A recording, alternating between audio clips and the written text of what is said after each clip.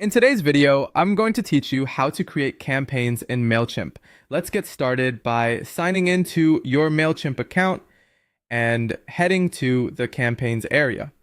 On the left-hand sidebar, click Campaigns to open your list of existing work. In the top right corner, select Create to start something new. From the creation options, choose Email. Then pick Regular. This sets up a standard one-time email perfect for newsletters, announcements, or promotions without any automations attached. Next, give your campaign an internal name. This name is just for you and your team, so make it descriptive and easy to find later.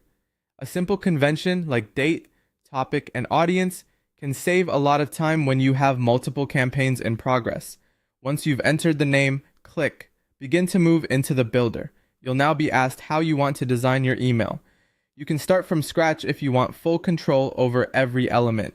You can choose a basic layout if you prefer a simple, clean structure that you'll customize. Or you can select a fully designed template for a quick starting point with polished styling already in place. Pick the option that best fits your goals and your timeline. Remember, everything can be tailored later. When the editor opens, you can begin shaping your campaign.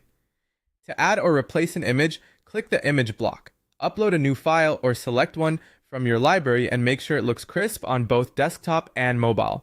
Adding clear alt text is a smart move for accessibility and for times when images don't load. Keep file sizes reasonable so your email loads quickly for recipients. Now edit or add text. Click into any text block to write your subject-friendly copy, format headings, and insert links. Keep paragraphs concise and scannable, and make your call to action stand out. If you're replacing placeholder content, double-check all links and remove any dummy text so nothing slips through. As you work, use the preview option to see exactly how your email will appear to subscribers. Switch between desktop and mobile views to catch spacing, font, or image alignment issues before you wrap up. If something looks off, return to the editor, tweak the styling or content, and preview again until it feels polished.